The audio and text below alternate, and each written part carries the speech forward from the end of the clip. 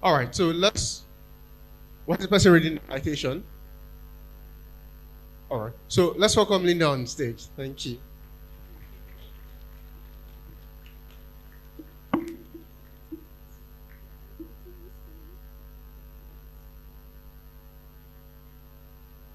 Hello.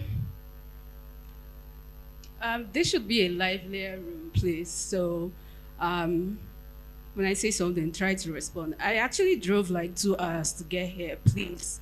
And nobody's paying me to be here, so thank you. I would appreciate some sort of activities. Thank you very much. So today I'm going to talk about like frameworks you can apply to your life to um, kind of like set yourself up or build like careers that set your career up for global relevance. And before I start, I actually wanted to ask, like, and this is a very serious question, but like, how do people get to school? No, really, like, how do people get to school? The road is terrible. Like, I got lost like so many times trying to come down here. So, is there like a helipad somewhere around here that most of you just fly like a jet and land somewhere? Maybe I didn't get the memo or something. No, okay. So everybody just does this insane road thing to come down here. That's interesting. Okay.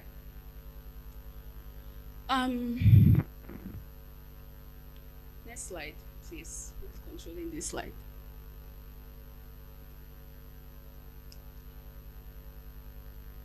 Hi. Next slide.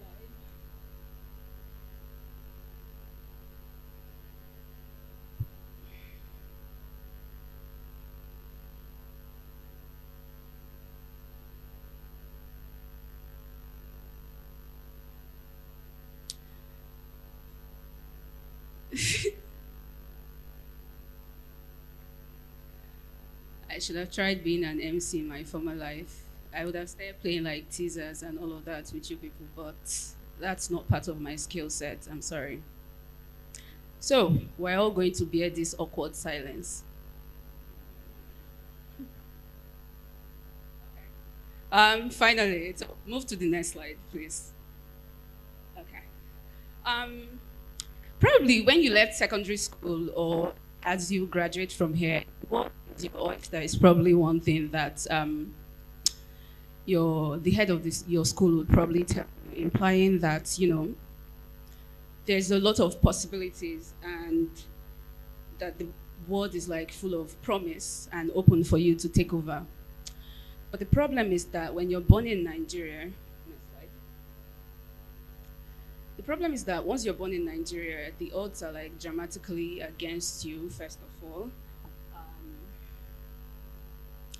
Who is controlling these slides, please? I might have to fire you and do the job myself for other speakers.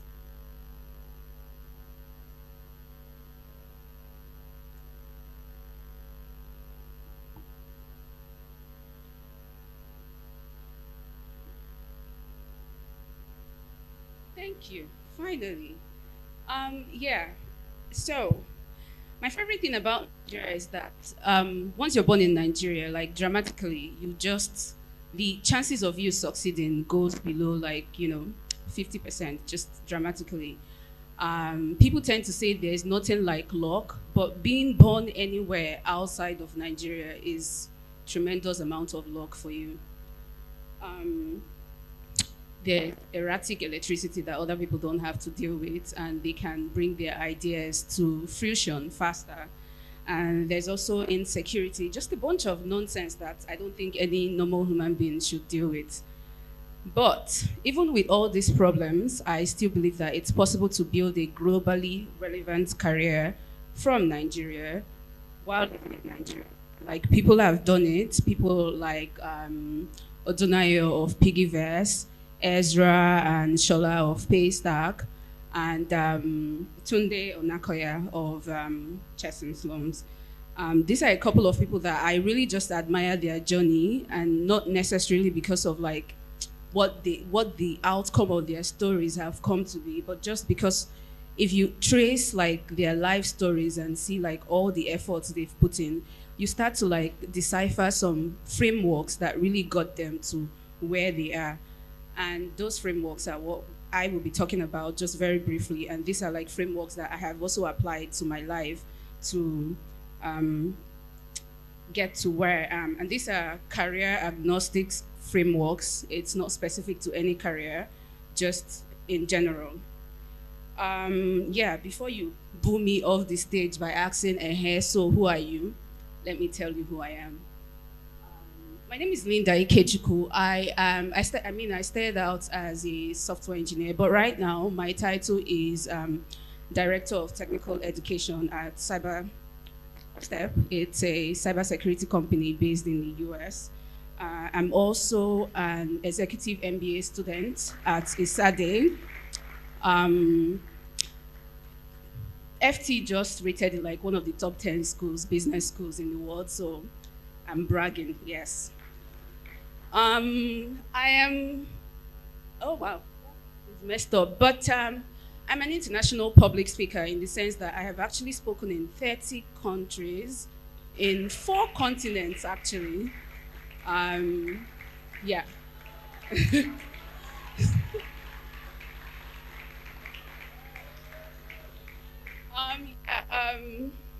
I think the highlight of all the speaking engagements I've had, the highlight for me was one where it was in Poland. Very strangely when I got that email, because I got to that venue and it was all white men and I was the only black person there, the only black and female there. It was just white people everywhere. But yeah, that's a bit of myself. I'm also a published author actually in the press. It's in the works actually.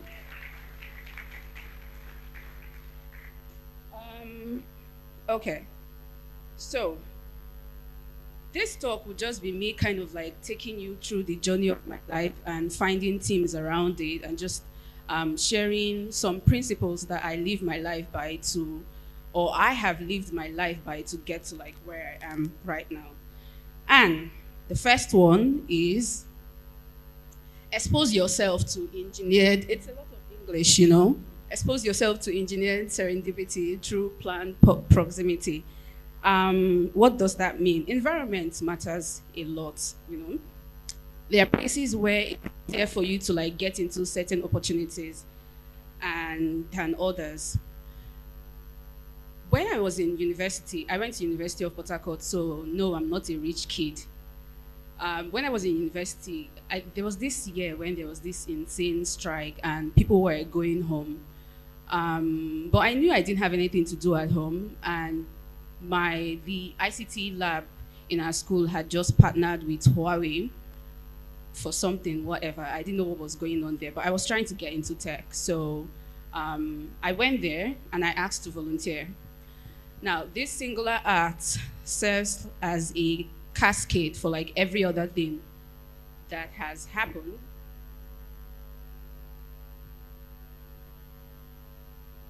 You have to come.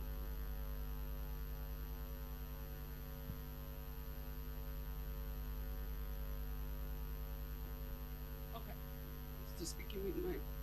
Okay.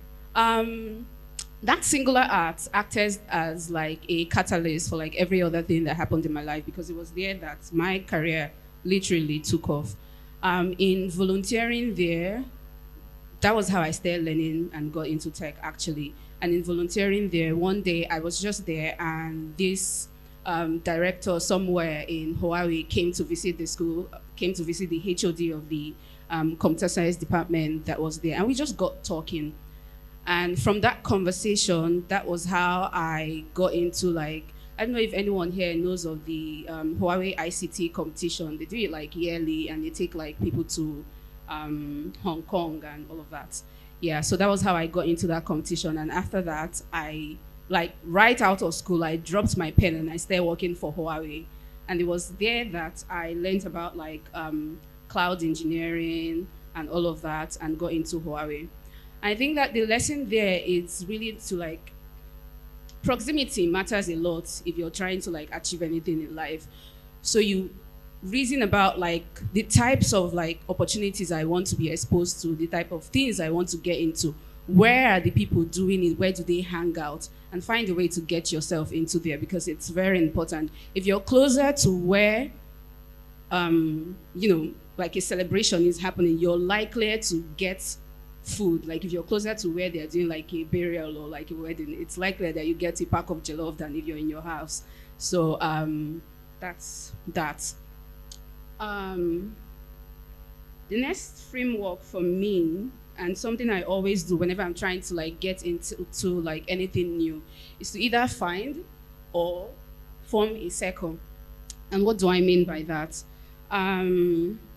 If you want to go fast, as like I said, you go alone, and if you want to go far, you go together. That has always applied for me. This is a bit of oversharing. I have ADHD. It means that I can't focus for long periods of time at anything.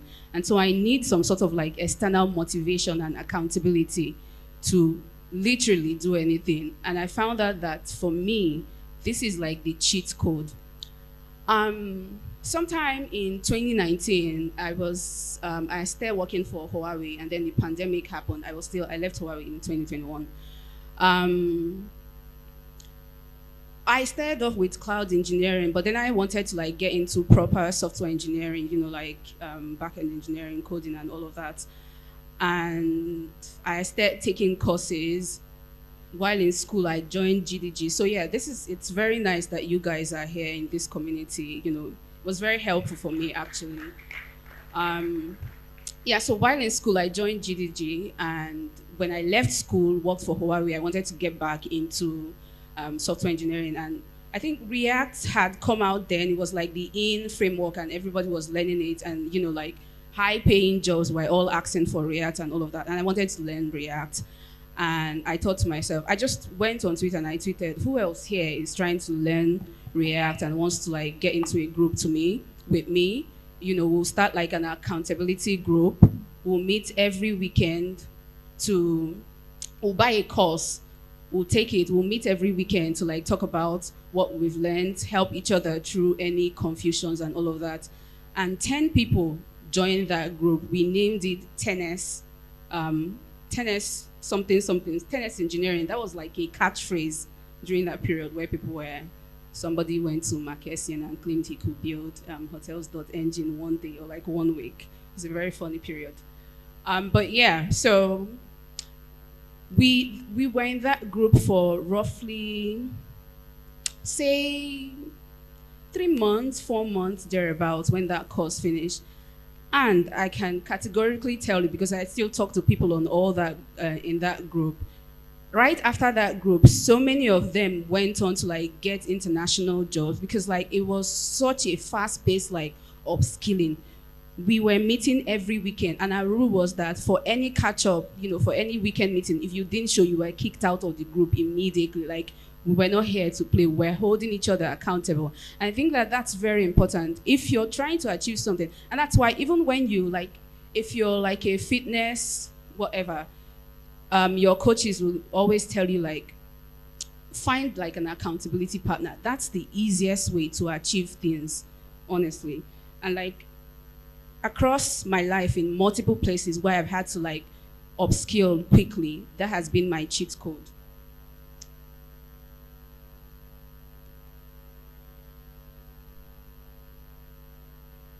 The next principle, which is literally like this works for me, is to pitch yourself relentlessly. I see a lot of people who ask me, oh, like all these opportunities that you've gotten, how did you get them? When I was applying to business schools, I applied to like 10 business schools before I got admitted into a SADE in Peril and TEPA. I got a lot of no's. And honestly, like when you're looking for something, you only need one yes. And sometimes it will take like multiple no's to find a yes. And that's literally okay. The problem is that people keep thinking that rejection is failure, but it's not failure. It's the price you pay for entry, honestly. When I told myself that I wanted to write a book, I didn't want to write with a Nigerian publisher. I wanted to write with like a publisher that was global and had published like a lot of other software engineering books. I probably pitched my book to about 20 publishers and I got just 2 years and I went with one. So consistently, if you need something, if you want something, keep on pitching yourself. When I told myself I wanted to build like a profile of like international speaking, I pitched to conferences a lot. Like I was pitching. And now I don't pitch anymore. I will be on my own and emails from all over the world will be pursuing me. Oh, please come down to New York today. Oh, please do that. And that's like you continuously pitch until one day people start pitching you. That's the journey of life.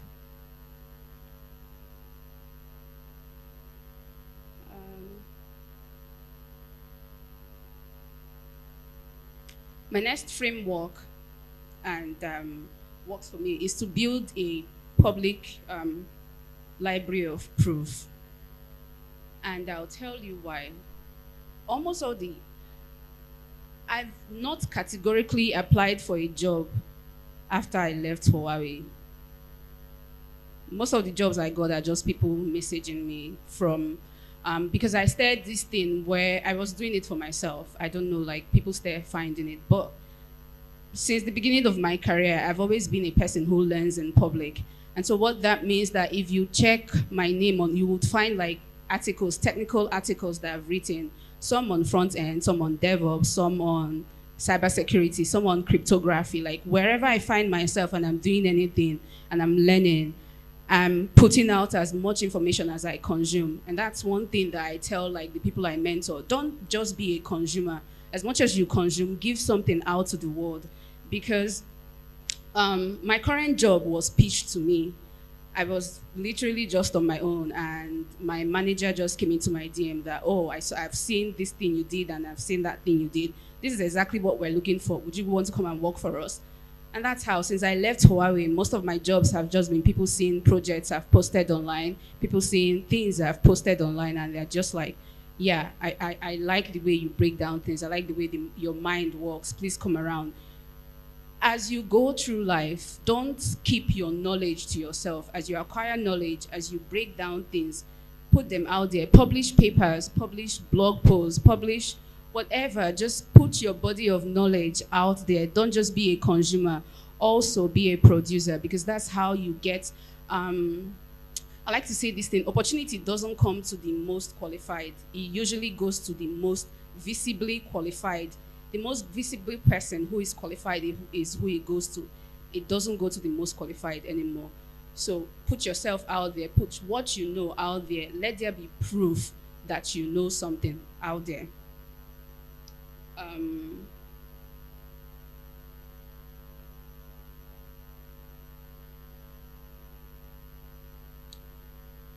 Last but not least is stay curious.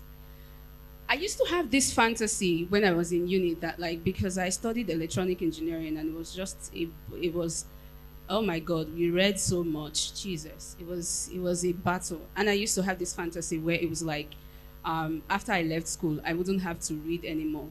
But, bruh, the amount of reading I have done since leaving school, I don't think I did that in like my entire primary school, secondary school. I've like, the amount of reading I've done pre-leaving uni has been insane. And so that's the thing, like, I like to say that incuriosity is what leads to stupidity. And incuriosity is boring, actually. So, like, stay curious about things. Give yourself opportunities to get into rabbit holes. Most of my career pivots have actually been a factor of curiosity. I got into software engineering purely out of curiosity. Cloud development, purely out of curiosity.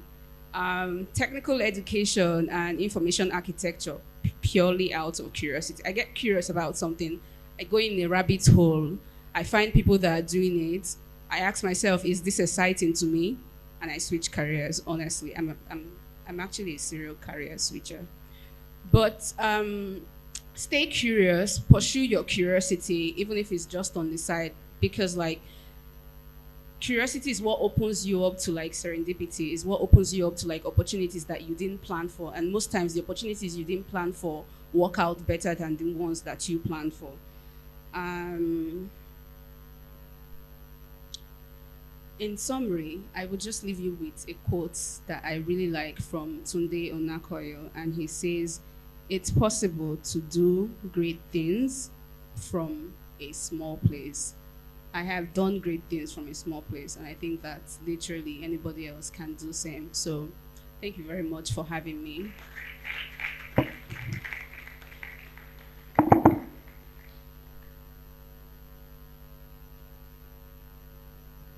Thank you very much, guys. Give her a round of applause.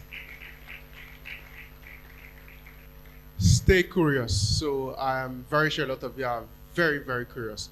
So we're going to go into our question and answer sessions. I'm going to take two questions, one from this side and one from this side. Rule of the game. If you've not asked before. So let's go. Who is asking first? Yes, you. And the second person who's on this side, who has it? Have you asked? All right, so let's go. Good afternoon, ma'am. My name is Chile and you said something about staying curious. Like, um, for most tech guys I know, like the ones that are really experienced in the field, they say something about people who are new in tech always jumping from one section of tech to the other. They start back end, they see front end is interesting, they go to the front end. They see cybersecurity interesting, they go to cybersecurity and just keep switching between jobs. You say that we should stay curious. Isn't it just the same thing as what they are telling us to avoid when you're getting to the tech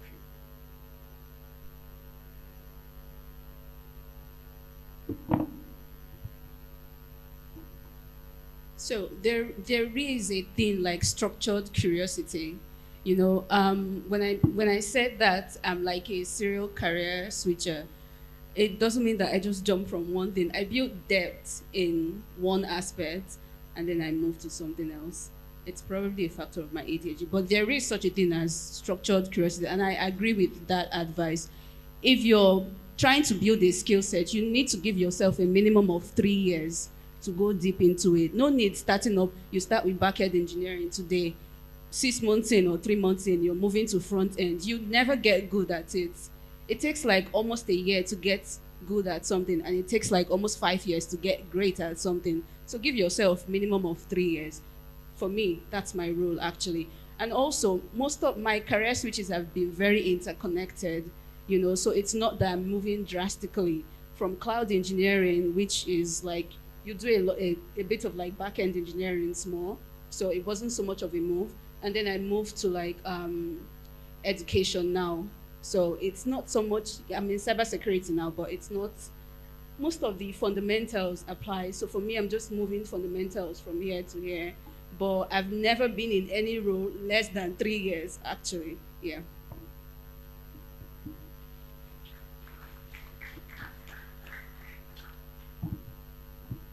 Good afternoon, ma. My name is Marvelous. I'm Linda. And cybersecurity.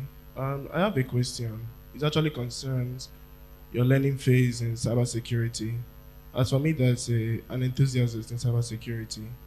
I find it hard to, try and balance time within school and certifications, and also that huge, for the fact that there are a lot of information out there that, oh, you have to get this certificate, you have to get this certificate. So I want to know how you were able to deal with that. And also when it came in landing your job at Huawei, if it wasn't only certificates, but also the project and stuff like that. Okay. So like I mentioned, I started working from Huawei right out of school, and it was just that we did that Huawei ICT competition right out of school, my team and I. And when you're doing that competition, you need to write, there are a couple of certifications, Huawei specific certifications you need to write.